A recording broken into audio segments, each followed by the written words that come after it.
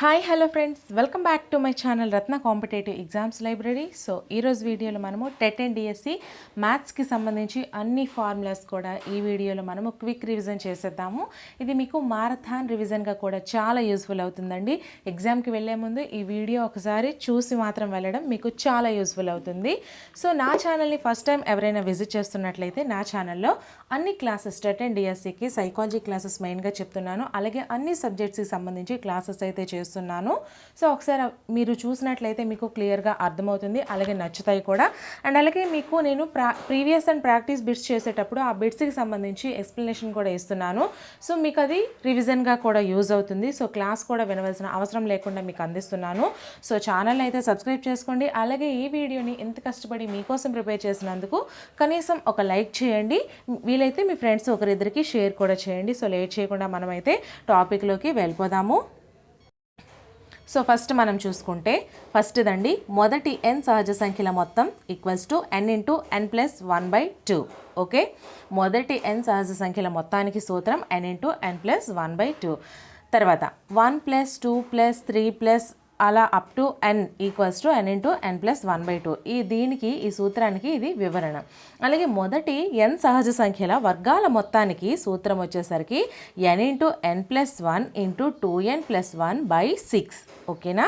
So మనకి దీనికి వివరణ వచ్చేసరికి 1² + 2² + 3² up to n², n into n+1 into 2n+1/6 ఈ విధంగా మనకి ఉంటుంది.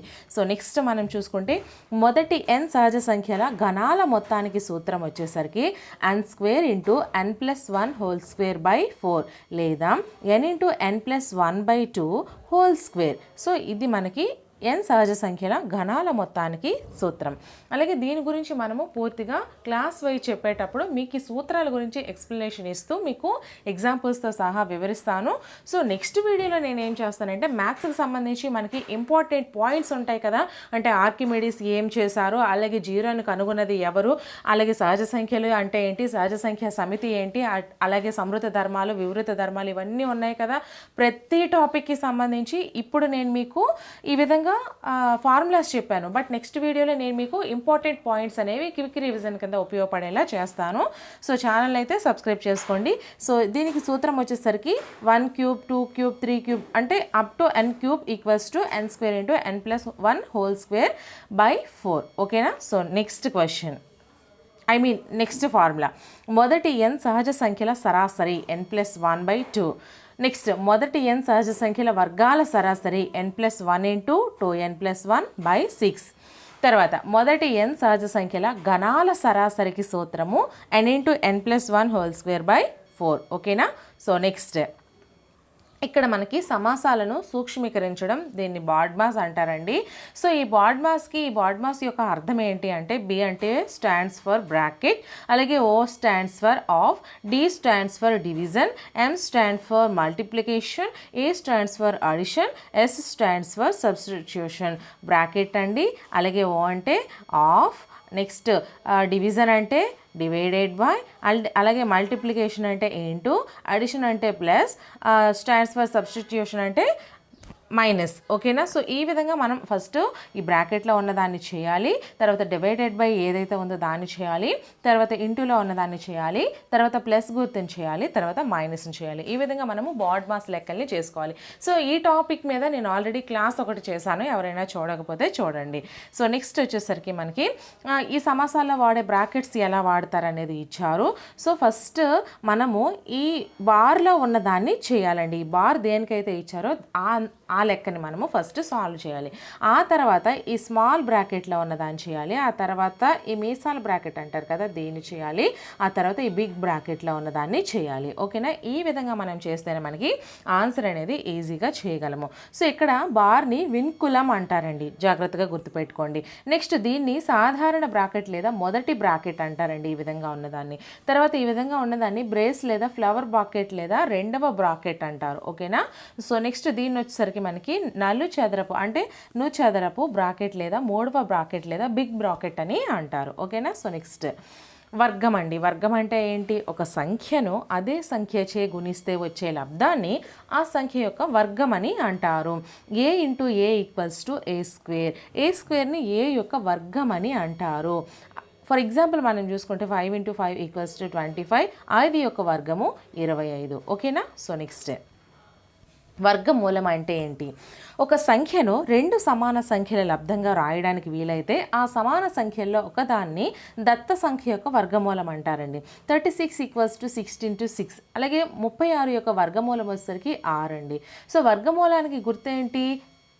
ఈ విధంగా రూట్ వస్తుంది. ఓకేనా? వర్గమూలానికి గుర్తు ఈ రూట్ అండి. అలాగే root A square equals to plus are minus A. Plus are minus ఏలను ఏ స్క్వేర్ యొక్క వర్గమూలాలని అంటారు. ఇందులో ధన వర్గమూలము ప్లస్ ఏను, ఏ స్క్వేర్ యొక్క ప్రధాన వర్గమూలమని అంటారు. ఓకేనా? సో నెక్స్ట్ వర్గమూలాల ధర్మాలు. Root A whole square equals to A. Root A into root B equals to root A into B.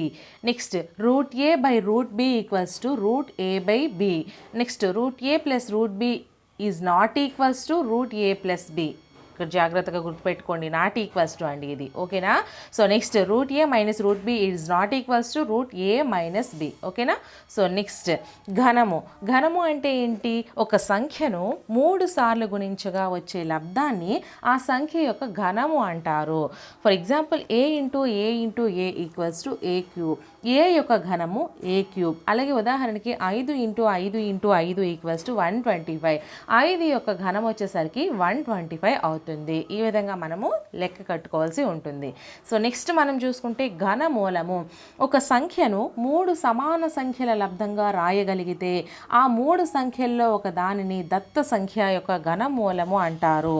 ఘనమూలానికి గుర్తు క్యూబ్ రూట్ వస్తుంది. క్యూబ్ రూట్ అంటారండి దీన్ని. So A cube equals to A into A into A. A cube యొక్క ఘనమూలం వచ్చేసరికి A. Cube root A cube equals to A. ఎందుకంటే ఈ 3కి క్యాన్సిల్ అయిపోతుంది. సో ఏ అవుతుంది. క్యూబ్ రూట్ ఏ క్యూబ్ కదా. So A cube whole power 1/3 వస్తుంది. 3కి క్యాన్సిల్ అయిపోతే ఏ వస్తుంది. సో ఈ విధంగా మనము లెక్క కట్టుకోవాల్సి ఉంటుంది. సో నెక్స్ట్ మొదటి n సరి సంఖ్యల మొత్తము. జాగ్రత్తగా గుర్తుపెట్టుకోండి, n ఇంటూ n ప్లస్ 1. ఓకేనా? n into n plus 1. అలాగే మొదటి n సరి సంఖ్యల వర్గాల మొత్తము 2n into n plus 1 into 2n plus 1/3. 2n into n plus 1 into 2n plus 1/3. అలాగే మొదటి n సరి సంఖ్యల సరాసరి n ప్లస్ 1. మొదటి n సరి సంఖ్యల వర్గాల సరాసరి 2 into n plus 1 into 2n plus 1/3. ఓకేనా? సో నెక్స్ట్ మొదటి n బేసి సంఖ్యల మొత్తము n square. 1 plus 3 plus 5 plus 7 up to plus 2n minus 1 equals to n square అవుతుంది. నెక్స్ట్ మొదటి n బేసి సంఖ్యల వర్గాల మొత్తానికి సూత్రము n/3 into 4n square minus 1. Next మొదటి n బేసి సంఖ్యల సరాసరి n. మొదటి n బేసి సంఖ్యల వర్గాల సరాసరి 1/3 ఇంటూ 4n స్క్వేర్ మైనస్ 1. సూత్రాలండి ఇవన్నీ కూడా ఫార్ములాస్.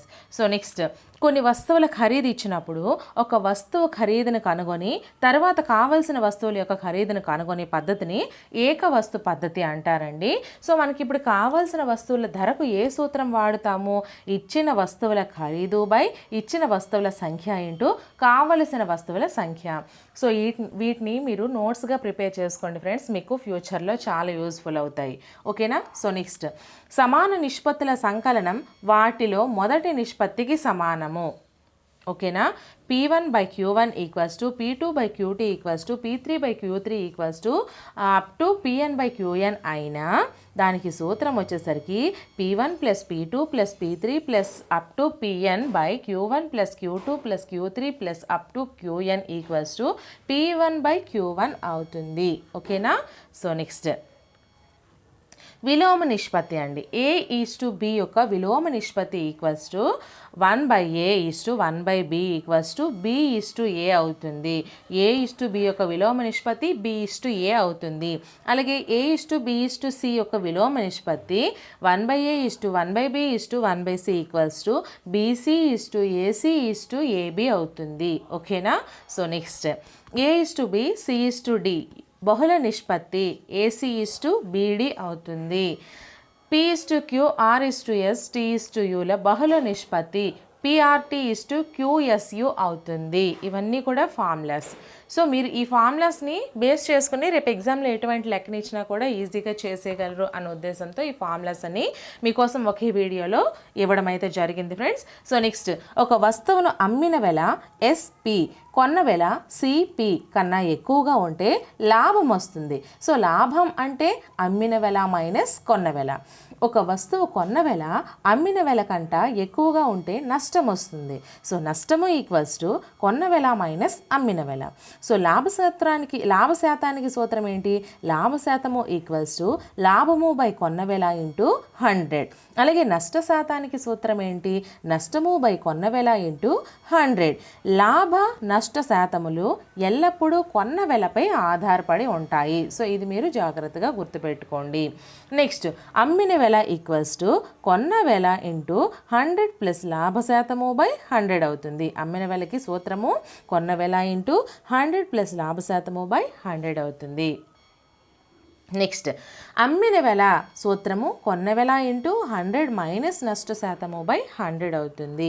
అలాగే కొన్న వెల ఈక్వల్స్ టు అమ్మిన వెల ఇంటూ 100 బై 100 ప్లస్ లాభ శాతము అవుతుంది. అలాగే కొన్న వెల ఈక్వల్స్ టు అమ్మిన వెల ఇంటూ 100 బై 100 మైనస్ నష్ట శాతము అవుతుంది. రెండు వస్తువుల కొన్న ధరలు సమానమైన మొదటి దానిపై 6% లాభము, రెండవ దానిపై 6% నష్టము వచ్చే విధంగా అమ్మిన మొత్తం మీద లాభం కానీ నష్టం కానీ ఉండదు. ఓకేనా? సో నెక్స్ట్, ఒక A అనేది ఒక వస్తువును X రూపాయలకు కొని 6% లాభంతో లేదా నష్టంతో Bకు అమ్మాడు. B దాన్ని 6% లాభంతో లేదా నష్టంతో Aకు అమ్మాడు. అయినా మొత్తం మీద A పొందిన లాభం లేదా నష్టం ఎంత? దీనికి సూత్రం వచ్చేసరికి X into 100 plus are minus R by 100 into 1 minus 100 plus are minus big R by 100.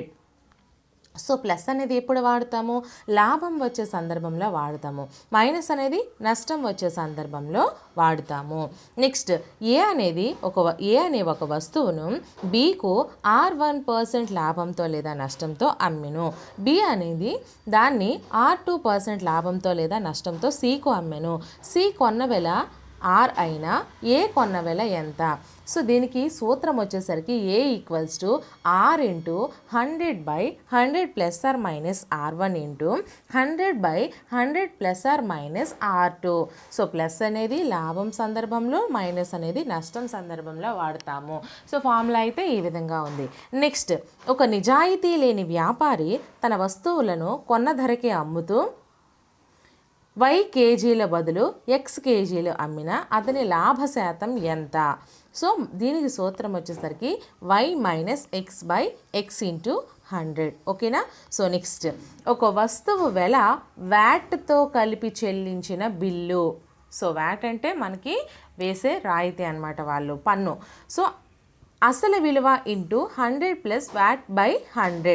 So దీనికి సూత్రం వచ్చేసరికి అసలు విలువ ఇంటూ 100 ప్లస్ వ్యాట్ బై 100.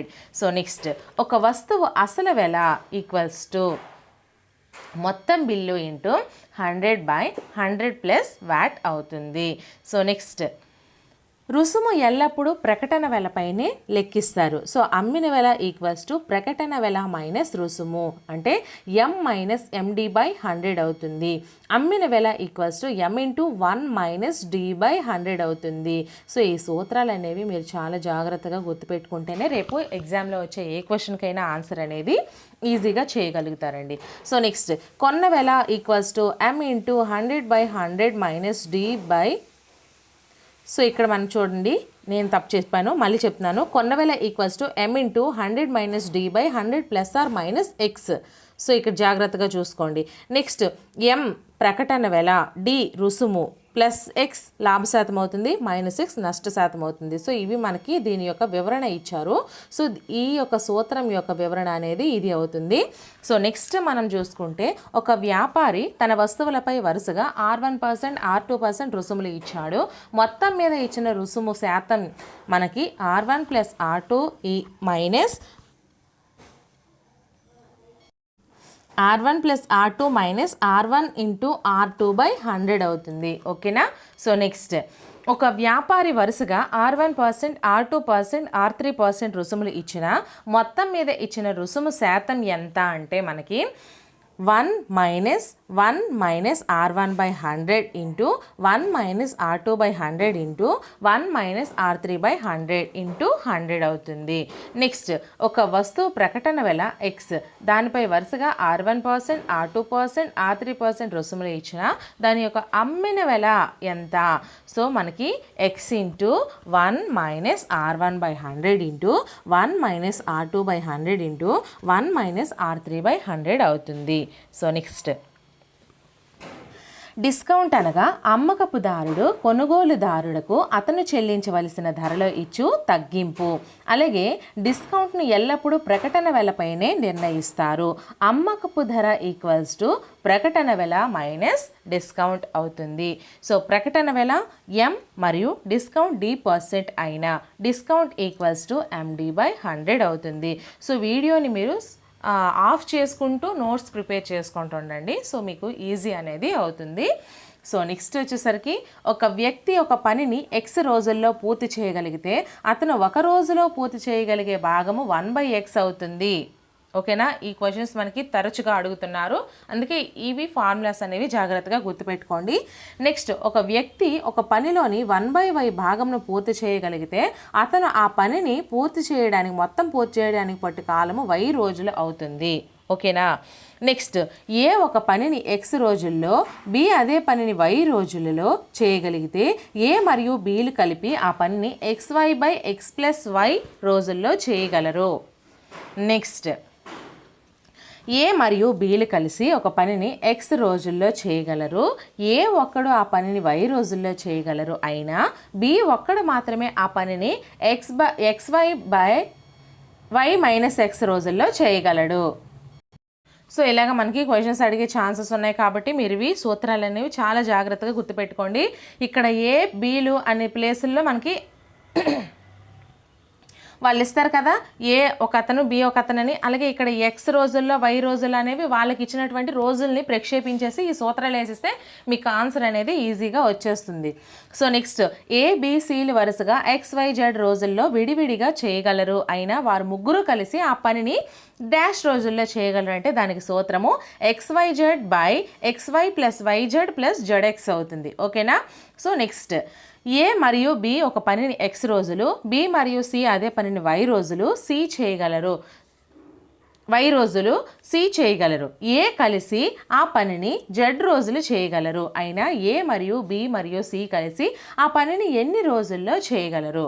ఓకేనా. సో దీనికి మనకు సూత్రం వచ్చేసరికి 2/1/X + 1/Y + 1/Z ఈ సూత్రాన్ని ఉపయోగించి ఈ లెక్కను చేయాలి. నెక్స్ట్, ఏ ఒక్కడే ఆ పనిని చేయగలిగిన రోజులు 2/1/X - 1/Y + 1/Z ఈ సూత్రాన్ని ఉపయోగించి ఒక్కరినే కనుగొనేటప్పుడు చేయాలి.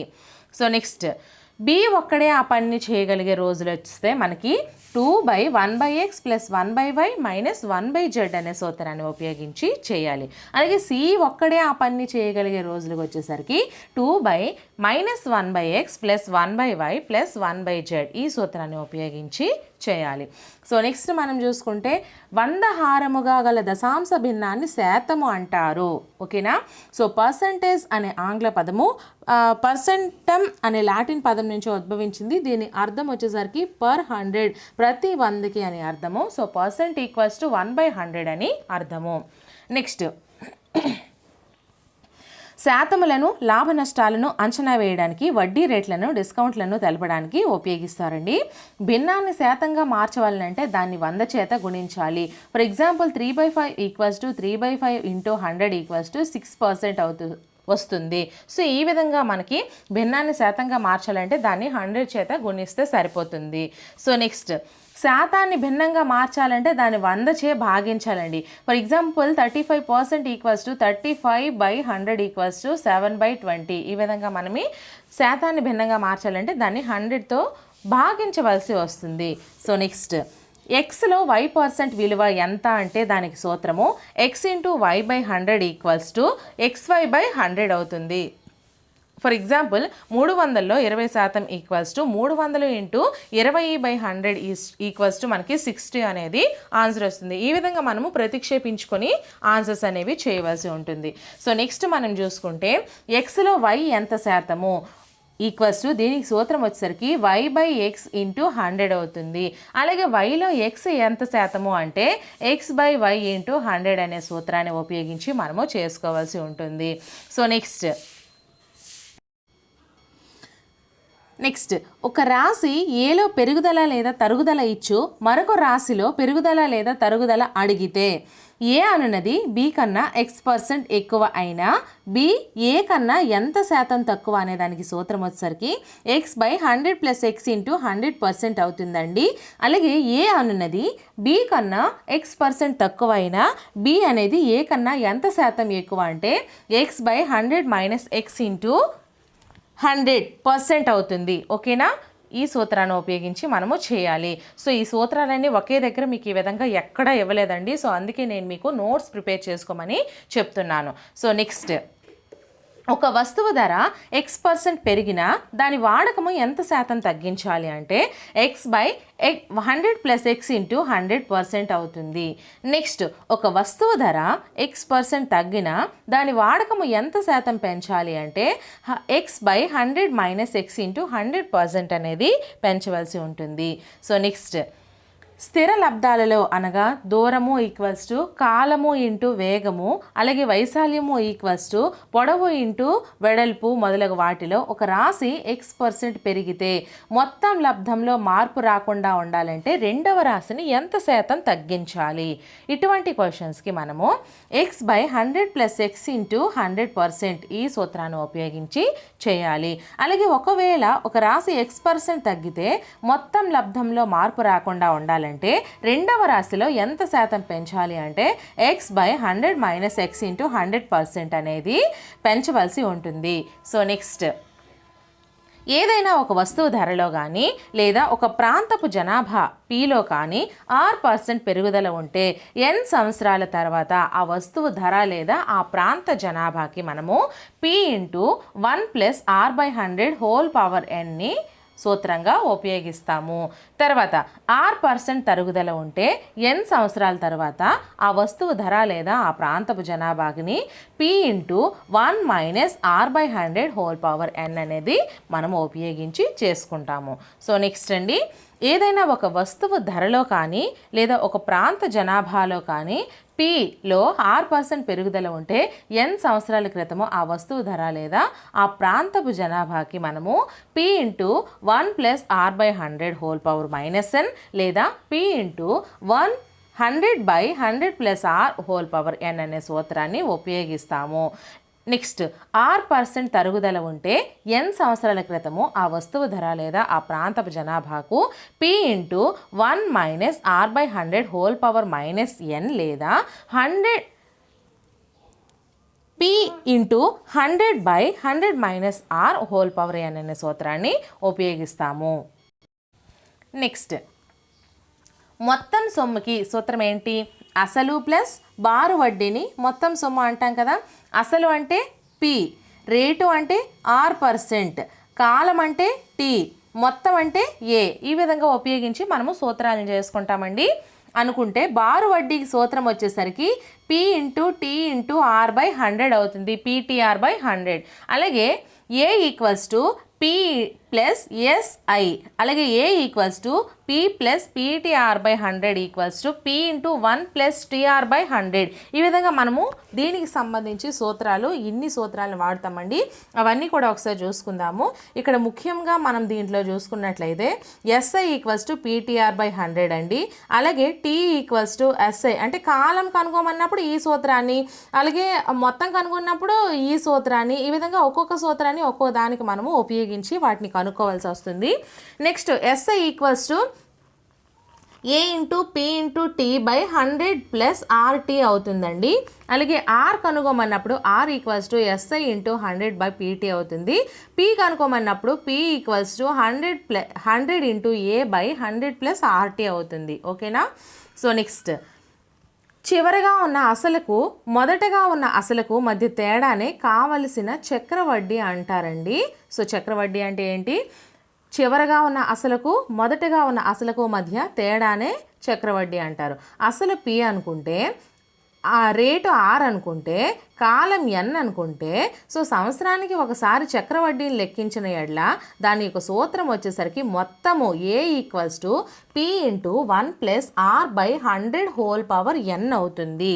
అదే అర్ధ సంవత్సరానికి ఒకసారి చక్రవడ్డీ లెక్కించిన ఎడ్ల మొత్తం A equals to P into 1+r/2/100 అవుతుంది.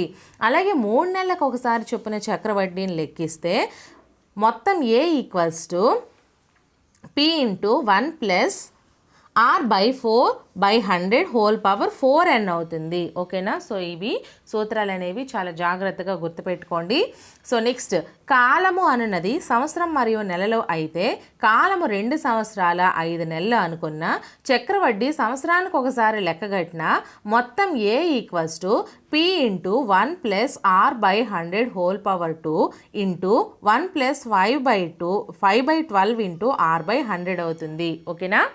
నెక్స్ట్, ఒక మొత్తంపై మొదటి సంవత్సరం వడ్డీ రేటు R1%, రెండవ సంవత్సరం వడ్డీ రేటు R2%, మూడవ సంవత్సరం వడ్డీ రేటు R3% అయినా మొత్తం A equals to P into 1+r1/100 into 1+r2/100 into 1+r3/100 అవుతుంది. ఈ సూత్రాన్ని ఉపయోగించి చేస్తాము.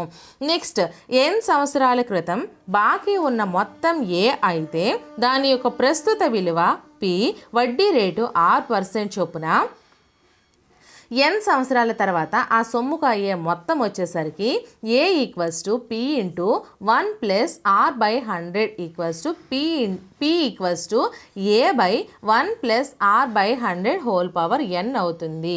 అలాగే బారు వడ్డీకి చక్రవడ్డీలకి మధ్య సంబంధం చూసుకుంటే 2 ఏళ్లకు కొంత అసలుపై సాధారణ వడ్డీ చక్రవడ్డీల మధ్య సంబంధానికి సూత్రం వచ్చేసరికి p equals to 100/r² into d అవుతుంది. ఓకేనా? So next, p equals to అసలు, r ఈక్వల్స్ టు వడ్డీ రేటు సంవత్సరానికి, అలాగే d అనేది సాధారణ వడ్డీ చక్రవడ్డీల మధ్య భేదం అయితే 3 సంవత్సరాలకు అయితే దానికి సూత్రం వచ్చేసరికి p equals to d into 100³ into r+300 అవుతుందండి. అలాగే కొంత సొమ్ముపై ఒక సంవత్సరానికి చొప్పున చక్రవడ్డీని లెక్కగట్టిన అది 1 సంవత్సరం చొప్పున బారు వడ్డీకి సమానం అవుతుంది. అలాగే చక్రవడ్డీపై అప్పు ఇచ్చినప్పుడు కొంత సొమ్ము n సంవత్సరాలలో p రెట్లు అయినప్పుడు p⁴a రెట్లు కావడానికి పట్టు కాలము an అవుతుంది. ఓకేనా? సో నెక్స్ట్, క్యాలెండర్ ఫార్ములా వచ్చేసరికి మనకి క్యాలెండర్ ప్రాబ్లమ్స్ ఇస్తుంటారు కదా. సో దానికి మనం ఏ ఫార్ములా యూజ్ చేస్తాము అంటే C/F equals to date plus year code plus month code plus LY/7. LY అంటే లీప్ ఇయర్ అండి. ఓకేనా? CF అంటే క్యాలెండర్ ఫార్ములా. నెక్స్ట్, దీని గురించి మనము క్లాసెస్ చెప్పేటప్పుడు మీకు దీని గురించి ఎక్స్ప్లెయిన్ చేస్తానండి. సో నెక్స్ట్ వచ్చేసరికి మనం ఇప్పుడు ఏవైతే చెప్పుకుంటున్నామో వీటన్నింటి గురించి కూడా నేను మీకు క్లాసెస్ అయితే చెప్తాను. ఇప్పుడు టెట్కి అయితే అందించలేను, బట్ డిఎస్సికి మాత్రం మీ అందరికీ కూడా క్లియర్గా మొత్తం కోర్స్ అనేది ఫ్రీగానే అందిస్తాను. ఓన్లీ యూట్యూబ్లోనే అందిస్తాను. ఎటువంటి యాప్స్ కూడా తీసుకోను. సో సపోర్ట్ అయితే ఇవ్వండి. నెక్స్ట్, సరేఖీయాలు కానీ n బిందువుల ద్వారా గీయగల రేఖాఖండాల సంఖ్య సూత్రం ఏంటి? nc2 equals to n into n-1/2. ఓకేనా? అలాగే వీడియోని ఇంకా ఎవరైనా లైక్ చేయకపోతే ఒక లైక్ చేయండి ఫ్రెండ్స్. ఎక్కడెక్కడవో తెచ్చి అన్నీ కూడా మీకు ఒక వీడియోలో ఫార్ములాస్ అన్నీ అందిస్తున్నాను. సో ఈ కష్టం అనేది మీ అందరికీ నచ్చినట్లయితే మాత్రం ఖచ్చితంగా ఒక లైక్ చేయండి, సపోర్ట్ ఇవ్వండి. సో నెక్స్ట్, n బిందువులలో m బిందువులు సరేఖేయాలు అయినా వాటి ద్వారా గీయగల రేఖల సంఖ్యకు సూత్రం వచ్చేసరికి n into n-1/2 minus m into m-1/2 plus 1. ఈ సూత్రాన్ని ఉపయోగించి మనము ఇటువంటి లెక్కలకి ఆన్సర్స్ అనేవి చేస్తాము. సో నెక్స్ట్, ఒక బహుభుజిలోని భుజాల సంఖ్య n అయినా బహుభుజి యొక్క అంతర కోణాల మొత్తానికి సూత్రము 2n - 4 into 90 degrees. Second one, ఒక బహుభుజం యొక్క బాహ్య కోణాల మొత్తానికి సూత్రము 4 × 90 డిగ్రీస్ లేదా 360 డిగ్రీస్. అలాగే అంతర కోణాలు మరియు బాహ్య కోణాల మొత్తానికి నిష్పత్తి n-2:2. ఒక అంతర కోణము ప్లస్ బాహ్య కోణము 180 డిగ్రీస్ అవుతుంది. కర్ణాల సంఖ్యకు సూత్రం వచ్చేసరికి n × n-3/2 లేదా n × n-1/2 - n అవుతుంది. ఓకేనా? సో నెక్స్ట్, భుజాలు మరియు కర్ణాల యొక్క మొత్తం సంఖ్యకి సూత్రం వచ్చేసరికి n × n-1/2 అవుతుంది. క్రమభుజిలో ఒక్కొక్క అంతర కోణానికి సూత్రం మనం చూసుకుంటే 2n - 4 × 90 డిగ్రీస్ బై n అవుతుంది. అలాగే క్రమ బహుభుజిలోని ఒక్కొక్క బాహ్య కోణానికి సూత్రం వచ్చేసరికి 360 డిగ్రీస్ బై n అవుతుంది. నెక్స్ట్, ఒక సరళ సమృత పటం అన్ని వైపులా ఉన్న భుజాల పొడవుల మొత్తాన్ని ఆ పటం యొక్క చుట్టుకొలత అంటారండి. చతురస్రం చుట్టుకొలత చూసుకుంటే 4 × భుజము = 4a అవుతుంది. అలాగే భుజాల పొడవును కొలిచే ప్రమాణాలు మరియు చుట్టుకొలత ప్రమాణాలు ఒకటే అవుతాయండి. భుజాల పొడవు మీటర్లో ఇచ్చిన చుట్టుకొలత ప్రమాణాలు కూడా మీటర్లే ఇస్తారు. భుజాల పొడవు సెంటీమీటర్లో ఇస్తే చుట్టుకొలత ప్రమాణాలు కూడా సెంటీమీటర్లోనే ఇస్తారు. మనం చేయాలి కూడా. ఓకేనా? నెక్స్ట్, ఒక సరళ సమృత పటంచే ఆక్రమించబడిన మొత్తం ప్రదేశాన్ని ఆ పటం యొక్క వైశాల్యం అంటారు. సో చతురస్రం యొక్క వైశాల్యానికి సూత్రము భుజము × భుజము a × a = a² అవుతుందండి. నెక్స్ట్, 3 రేఖాఖండాలచే ఏర్పడిన సరళ సమృత పటాన్ని త్రిభుజం అంటారు. సో త్రిభుజం యొక్క భూమి b మరియు ఎత్తు h అయిన త్రిభుజం యొక్క వైశాల్యానికి సూత్రము a = ½ అవుతుంది. భుజానికి సూత్రం వచ్చేసరికి b = 2a/h అవుతుంది. అలాగే ఎత్తుకు సూత్రం వచ్చేసరికి h = 2a/b అవుతుంది. సో ఈ విధంగా సూత్రాలను ఉపయోగించి ఇటువంటి లెక్కల్ని ఆన్సర్ అనేది చేస్తామండి. సో నెక్స్ట్, వైశాల్యాల నిష్పత్తి వచ్చేసరికి a1/a2 = b1h1/b2h2 లేదా a1/a2 = b1/b2 × h1/h2 అవుతుంది. అలాగే a1 = a2 అయినా b1h1 = b2h2 అవుతుంది. a = ½ సూత్రాన్ని తెలియజేసిన ప్రాచీన భారతీయ గణిత శాస్త్రవేత్త ఆర్యభట్ట.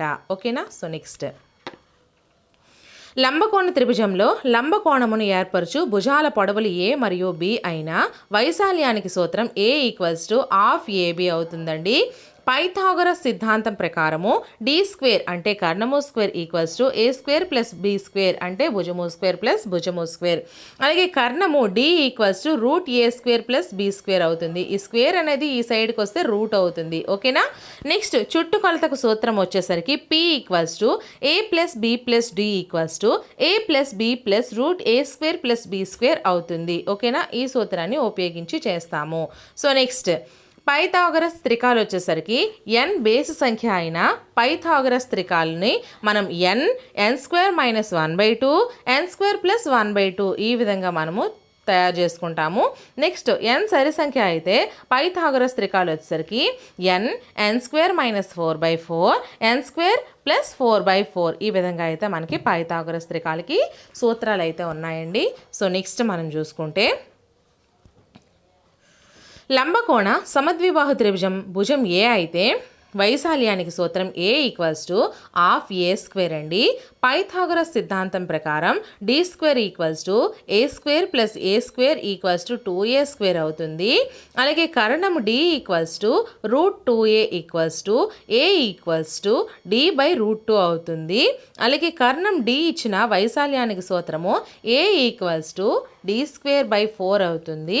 చుట్టుకొలతకు సూత్రము p = a + a + d = 2a + √2a అవుతుంది. దేర్ఫోర్ p = a × 2 + √2 అవుతుంది. ఓకేనా? సో నెక్స్ట్, సమద్విబాహు త్రిభుజంలో సమాన భుజం పొడవు a మిగిలిన భుజం పొడవు b అయిన ఎత్తుకు సూత్రము h = ½ √4a² - b². అలాగే వైశాల్యానికి సూత్రము a = b/4 × √4a² - b² అవుతుంది. సో నెక్స్ట్, త్రిభుజ 3 భుజాల పొడవులు వరుసగా ఏబిసి అయిన చుట్టుకొలతకు సూత్రము P = A+B+C అవుతుందండి. అలాగే అర్ధ చుట్టుకొలతకు సూత్రము S = A+B+C/2 అవుతుంది. వైశాల్యానికి సూత్రము A = √S - A × S - B × S - C అవుతుంది. నెక్స్ట్ 3 భుజాల పొడవులు సమానంగా గల త్రిభుజాన్ని సమబాహు త్రిభుజం అంటారు. సమబాహు త్రిభుజం భుజం ఏ అయితే చుట్టుకొలతకు సూత్రము P = 3A అండి. వైశాల్యానికి సూత్రము A = √3/4A² అవుతుంది. ఓకేనా. సో నెక్స్ట్ అంతర్వృత్త వైశాల్యము. సో దీనికనండి సమబాహు త్రిభుజానికి ఈ సూత్రాలు. అంతర్వృత్త వ్యాసార్థానికి సూత్రము R = A/S = √3/4A²/3A/2 = √3/4 × A × 2/3. Therefore R = A/2√3 అవుతుంది. ఓకేనా. నెక్స్ట్ అంతర్వృత్త వైశాల్యానికి సూత్రము A = πA²/12 అవుతుంది. అంతర్వృత్త పరిధికి సూత్రము C = πA/√3 అవుతుంది. ఓకేనా. సో నెక్స్ట్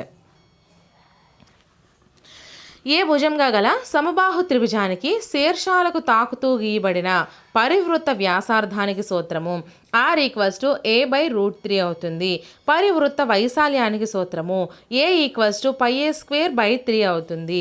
వృత్త పరిధికి సూత్రము C = 2πA/√3 అవుతుంది. ఓకేనా. సో ఇక్కడ పిక్చర్స్ కూడా మీకు క్లియర్గా అర్థం అవడం కోసం ఈ విధంగా చెప్పాను. నెక్స్ట్ చతురస్రం యొక్క ప్రతి భుజం ఏ అయినా చుట్టుకొలత P = 4A. వైశాల్యానికి సూత్రము A = A². పైథాగరస్ సిద్ధాంతం ప్రకారము D² = A² + A² = 2A² అవుతుంది. అలాగే కర్ణానికి సూత్రము D = √2A. భుజంకి సూత్రము A = D/√2 అవుతుంది. నెక్స్ట్ కర్ణం D ఇచ్చిన వైశాల్యానికి సూత్రము A = D²/2 అవుతుంది. చుట్టుకొలతల నిష్పత్తి అడిగితే P1:P2 = A1:A2 అవుతుంది. కరణాల నిష్పత్తి అడిగితే D1:D2 = A1:A2 అవుతుంది. వైశాల్యాల నిష్పత్తి అడిగితే A1:A2 = A1² అవుతుంది. ఓకేనా. సో నెక్స్ట్ చతురస్రాకార బాటలండి. ఈ ఏ యూనిట్లు భుజంగా గల ఒక చతురస్రాకార పొలం చుట్టూ అన్ని వైపులా W వెడల్పు గల ఒక బాట ఉంది. సో బయట బాట వైశాల్యము బయటి చతురస్ర వైశాల్యము మైనస్ లోపలి చతురస్ర వైశాల్యాన్ని గుర్తిస్తే మనకి ఆన్సర్ అనేది వస్తుంది. సో ఈ విధంగా బాట ఉంటుంది. A = A+2W² -A² = 2W × 2A + 2W. Therefore A = 4W × A + W. ఇది మనకి సూత్రం అండి. నెక్స్ట్ ఏ యూనిట్లు భుజంగా గల ఒక చతురస్రాకార ప్లాట్ చుట్టూ లోపల అన్ని వైపులా W వెడల్పు గల ఒక బాట కలదు. లోపలి బాట వైశాల్యముకి సూత్రము A = 4W × A - W అవుతుంది. సో ఇది బయట బాటకి, ఇది లోపలి బాటకి. ఓకేనా. నెక్స్ట్ చతురస్ర భుజం X% పెరిగితే దాని వైశాల్యంలో పెరుగుదల శాతము 2 + X²/100% అవుతుంది. ఓకేనా. సో నెక్స్ట్ చతురస్ర భుజము X% తగ్గితే దాని వైశాల్యంలో తరుగుదల వచ్చేసరికి శాతము 2x - X²/100% అవుతుంది. నెక్స్ట్ ఏ భుజంగా గల ఒక పార్కు మధ్యలో భుజాలకు సమాంతరంగా 2 బాటలు ఒకదానికొకటి పార్కు మధ్య భాగంలో పరస్పరం ఖండించుకునే విధంగా నిర్మించబడినవి. ప్రతి బాట వెడల్పు W అయినా ఆ 2 బాటల మొత్తం వైశాల్యము సూత్రం వచ్చేసరికి A = W × 2A - W అవుతుంది. ఇది ఈ విధంగా ఉంటుందండి బాటలు అనేవి. సో నెక్స్ట్ దీర్ఘచతురస్ర పొడవు L వెడల్పు B అయిన చుట్టుకొలతకు సూత్రం P = 2 × L + B అవుతుంది. వైశాల్యానికి సూత్రము A = L × B. కర్ణంకి సూత్రము D = √L² + B² అవుతుంది. వైశాల్యాల నిష్పత్తి A1/A2 = L1/L2 × B1/B2 అవుతుంది.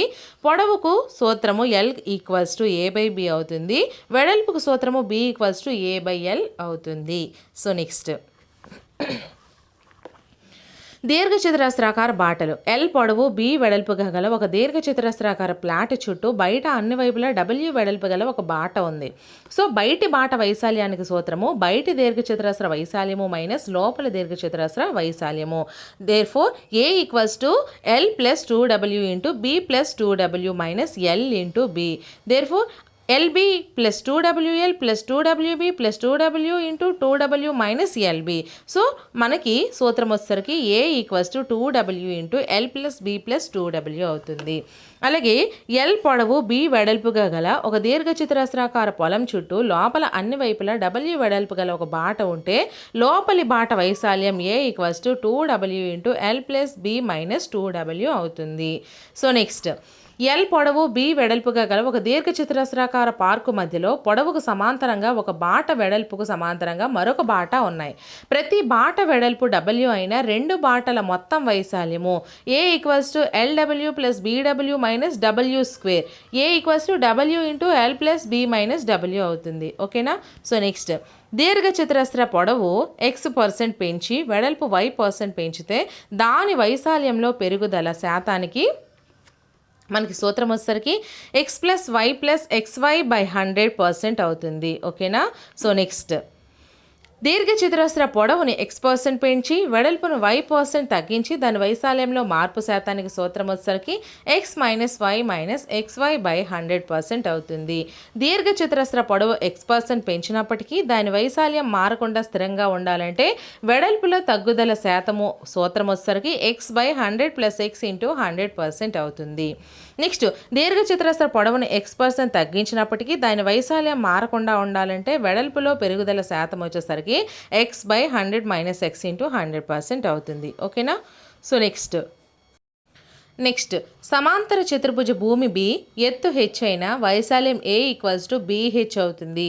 అలాగే వైశాల్యాల నిష్పత్తి A1 by A2 equals to B1 by B2 into H1 by H2 లేదా A1 is to A2 equals to B1 H1 is to B2 H2 అవుతుంది. ఓకేనా. So next సమాంతర చతుర్భుజ 4 భుజాల వర్గాల మొత్తము దాని 2 కర్ణాల వర్గాల మొత్తానికి సమానం అయిన AB square plus BC square plus CD square plus DA square equals to AC square plus BD square. Therefore 2 into AB square plus BC square equals to AC square plus BD square. Therefore AB equals to CD BC equals to DA అవుతుంది. ఓకేనా. So next రాంబస్లో అన్ని భుజాలు సమానమండి. Rhombus భుజం ఏ అయితే చుట్టుకొలత P equals to 4A అవుతుంది.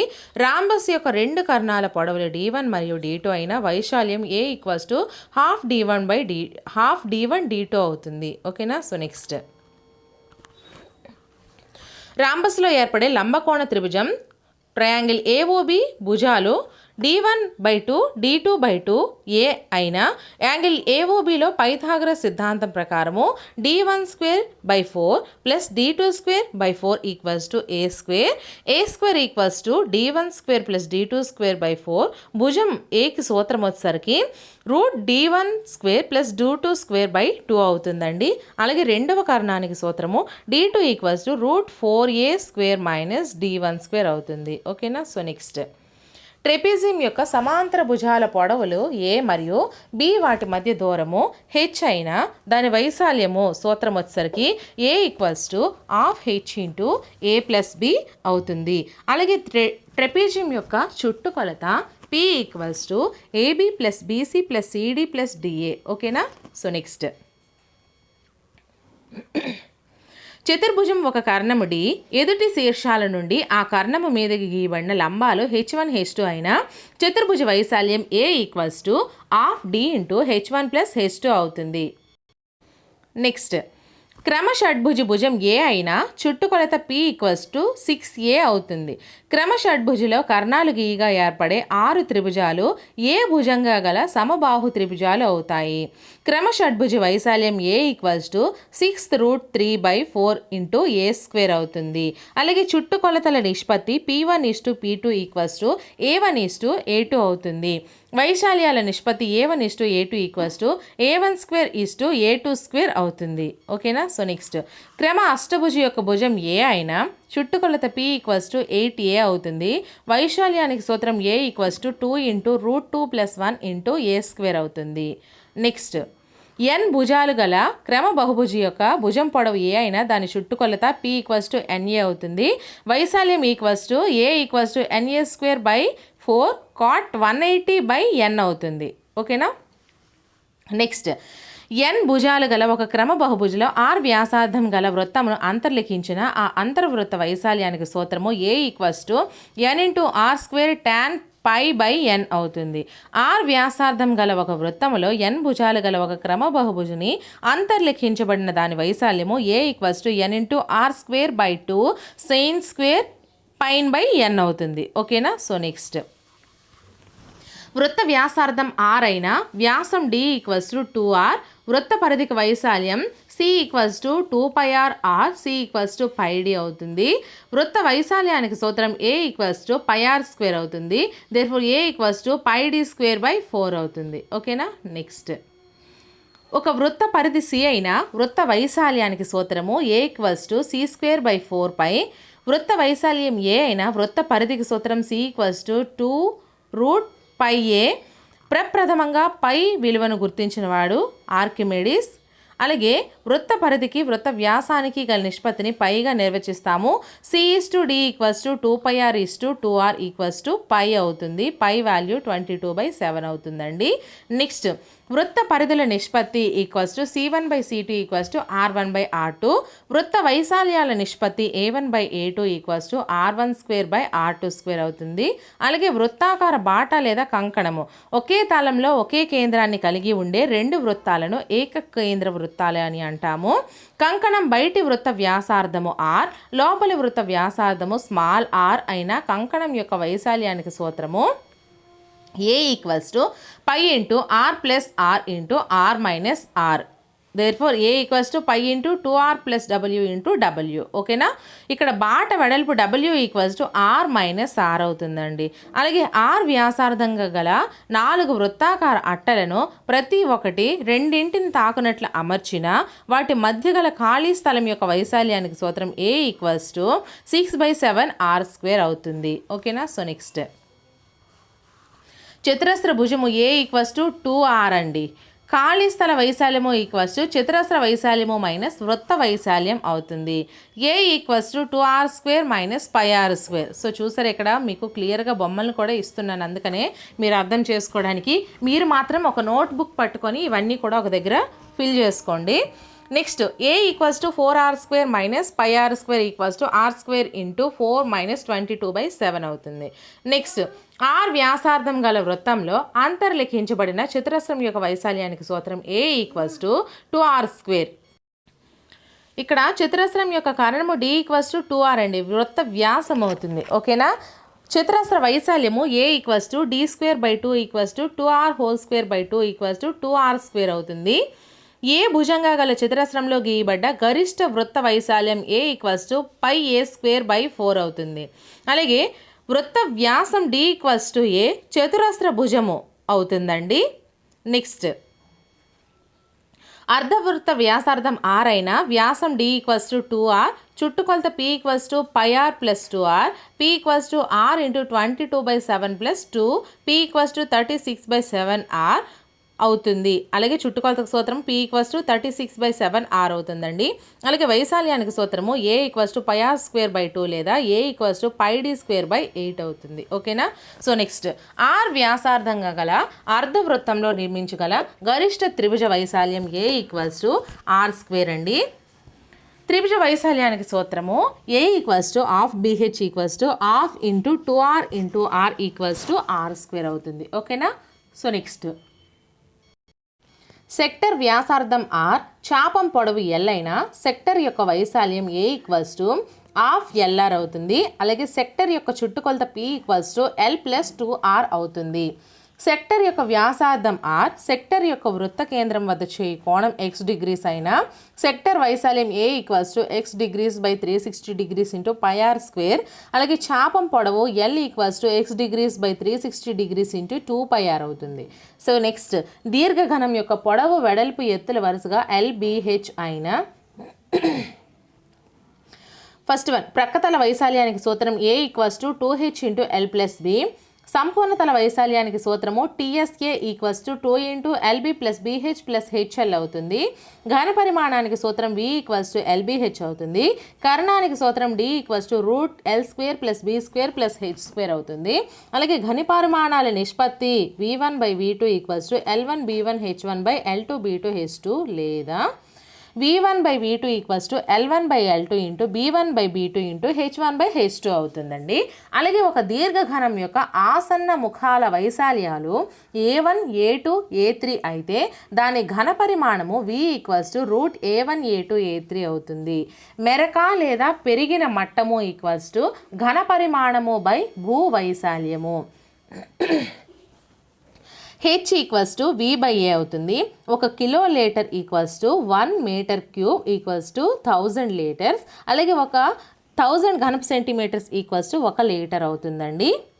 Next సమఘనం యొక్క భుజం ఏ అయినా ప్రక్కతల వైశాల్యం LSK ఈక్వల్స్ టు 4A² అవుతుంది. సంపూర్ణ తల వైశాల్యానికి సూత్రం TSA ఈక్వల్స్ టు 6A² అవుతుంది.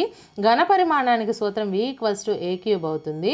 కరణానికి సూత్రం D ఈక్వల్స్ టు 3A అవుతుంది. ఘనం యొక్క తల వైశాల్యానికి సూత్రం A² అవుతుంది. ఘనం యొక్క తలం చుట్టుకొలత 4A అవుతుంది. ఘనం యొక్క తలం కర్ణానికి సూత్రం రూట్ 2A అవుతుంది. ప్రక్కతల వైశాల్యాల నిష్పత్తికి సూత్రం A1/A2 ఈక్వల్స్ టు A1²/A2² అవుతుంది. ఓకేనా? సో నెక్స్ట్ సంపూర్ణ తల వైశాల్యాల నిష్పత్తికి సూత్రం A1/A2 ఈక్వల్స్ టు A1²/A2² అవుతుంది. ఘన పరిమాణాల నిష్పత్తికి సూత్రము V1/V2 ఈక్వల్స్ టు A1³ అవుతుంది. ఘనం లేదా దీర్ఘఘనం యొక్క ప్రక్కతలాల సంఖ్య 4, మొత్తం తలాలు లేదా ముఖాల సంఖ్య 6, మొత్తం శీర్షాలు లేదా మూలల సంఖ్య 8, మొత్తం అంచులు లేదా భుజాల సంఖ్య 12. F+V equals to E+2 బహుముఖిలో Euler సంబంధం అంటారండి. నెక్స్ట్ 2 పదాలు గల బీజీయ సమాసాన్ని ద్విపది అంటారు. x+y equals to 1, x+y whole power 1 equals to x+y అవుతుంది. x+y whole square equals to x² plus 2xy plus y² అవుతుంది. x+y హోల్ క్యూబిక్ సూత్రం x² plus 3x²y plus 3xy² plus y³ అవుతుంది. అలాగే x+y whole power 4 equals to x⁴ plus yx³ 4x³ plus 6x² plus 4xy³ plus y⁴ అవుతుంది. అలాగే ప్రత్యేక లబ్ధాలను మనం చూసుకుంటే a plus b whole square equals to a² plus 2ab plus b², a minus b whole square equals to a² minus 2ab plus b², a plus b whole square equals plus a minus b whole square equals to 2 into a² plus b², a plus b whole square minus a minus b whole square is equal to 4ab, a plus b into a minus b equals to a² minus b², a plus b whole cube equals to a³ plus b³ plus 3a² b plus 3ab² equals to a³ plus b³ plus 3ab into a plus b అవుతుంది. అలాగే a³ plus b³ equals to a plus b whole cube minus 3ab into a plus b, a minus b whole cube equals to a³ minus b³ minus 3a² plus 3ab² equals to a³ minus b³ minus 3ab into a minus b అవుతుంది. ఓకేనా? Next a³ minus b³ equals to a minus b whole cube plus 3ab into a minus b, a plus b whole cube plus a minus b whole cube equals to 2a cube plus 6ab², a plus b whole cube minus a minus b whole cube equals to 2b cube plus 6a²b, a plus b into a² minus ab plus b² equals to a³ plus b³, a minus b into a² plus ab plus b² equals to a³ minus b³. Next a plus b plus c whole square equals to a² plus b² plus c² plus 2ab plus 2bc plus 2ca, a minus b plus c whole square equals to a² plus b² plus c² minus 2ab minus 2bc plus 2ca, a plus b minus c whole square equals to a² plus b² plus c² plus 2ab minus 2bc minus 2ca, a minus b minus c whole square equals to a² plus b² plus c² minus 2ab plus 2bc minus 2ca, a plus b plus c into a square plus b square plus c square minus ab minus bc minus ca equals to A cube plus b cube plus c cube minus 3abc. Next x plus a into x plus b equals to x square plus x into a plus b plus ab. ax plus b into cx plus d equals to ac x square plus x into ad plus bc plus bd. Next x plus a into x plus b into x plus c equals to x cube plus x square into a plus b plus c plus x into ab plus bc plus ca plus abc. ఓకేనా? So next కొన్ని సూత్రాలండి చూసుకుందాము. A power m into a power n equals to a power m plus n. ఉదాహరణకి 2 3 into 2 5 equals to 2 3 plus 5 equals to 2 8 అవుతుంది. Next a power m into b power m equals to ab whole power m అవుతుంది. Next a power m by b power n equals to a power m minus n అవుతుంది. Next a power m by b power n equals to a power m minus n. అలాగే a by b whole power m equals to a power m by b power m. అలాగే a power m whole power n equals to a power mn. ఇక్కడ ఉదాహరణలు ఉన్నాయి, మీరు చూసుకోండి. So next a power n whole power m equals to a power nm. Next a power 0 equals to 1 అవుతుందండి. వీటిని క్వశ్చన్స్గా అడిగే chances కూడా ఉన్నాయి, సూత్రాలను కూడా మీకు, అందుకే జాగ్రత్తగా చూసుకోండి. A power m equals to 1 by a power minus m మరియు a power minus m equals to 1 by a power m. Next -1 సరి సంఖ్య ఈక్వల్స్ టు 1, -1 పవర్ బేస్ సంఖ్య ఈక్వల్స్ టు -1 అవుతుంది. ఓకేనా? -1 పవర్ సరి సంఖ్య 1 అవుతుందండి, -1 పవర్ బేస్ సంఖ్య -1 అవుతుంది. అలాగే a whole power n equals to a power n సరి సంఖ్య అయినప్పుడు ఏ పవర్ n బేస్ సంఖ్య అయినప్పుడు అవుతుంది. ఓకేనా? ఇక్కడ ఎగ్జాంపుల్స్ ఇచ్చారు చూడండి. Next abc dot dot whole power m equals to a power m into b power m into c power m into dots, అలా ప్రతిదీ అనికి పవర్ m వస్తుంది. ఓకేనా? So next a power m by a power n equals to a power m minus n, m greater than n అయినప్పుడు. Next xyల అంక మధ్యమానికి సూత్రము xy by 2 x plus y by 2. xyల గుణమధ్యమానికి √xy, xyల హరాత్మక మధ్యమానికి 2xy by x plus y. So friends, మనకి ఇచ్చినటువంటి టెక్స్ట్ బుక్స్లో 1 to 10th క్లాస్ వరకు ఇచ్చినటువంటి సూత్రాలన్నీ ఇవేనండి. సో ఈ సూత్రాల నుంచి కూడా మీకు మ్యాక్సిమం ఒక 5 మార్క్స్ అనేవి రావచ్చు. ఎందుకంటే ఒక సూత్రం ఇచ్చి కొన్ని దాని యొక్క క్వశ్చన్ అయినా అడగొచ్చు, లేదు కొన్ని సూత్రాలు ఇచ్చి వీటి యొక్క వివరణను అడగొచ్చు, సూత్రాన్ని రాబట్టమని అడగొచ్చు. సో ఆల్రెడీ మీరు చూసినట్లయితే మీకు ఇటువంటి క్వశ్చన్స్ ఇంతకు ముందు వచ్చాయనేది తెలుస్తుంది కదా. సో అందుకే మీరు నోట్స్ ప్రిపేర్ చేసుకోండి, ఈ క్లాస్ని ఎవరు మిస్ చేసుకోకండి. అలాగే నా ప్రతి వీడియోని ఫాలో అవుతూ ఉండండి. మరెన్నో వీడియోస్ కోసం నా ఛానల్ని సబ్స్క్రైబ్ చేసుకోండి. ఒకసారి నా ఛానల్లో ఉన్న ప్రతి క్లాస్ని కూడా మీరు చూసినట్లయితే మీకు క్లియర్గా అర్థమవుతుంది నేను ఎలా చెప్తున్నాను ఏంటనేది. ప్రతి లింక్ని నేను డిస్క్రిప్షన్లో ప్రొవైడ్ చేస్తాను, వాటి నుంచి ఒకసారి చూడండి. అలాగే నెక్స్ట్ వీడియోతో మళ్ళీ కలుద్దాము. ఈ వీడియోని మాత్రం ఒక చిన్న లైక్ చేసి స్కిప్ చేసేయండి. నెక్స్ట్ వీడియోతో మళ్ళీ కలుద్దాం. Until then bye friends.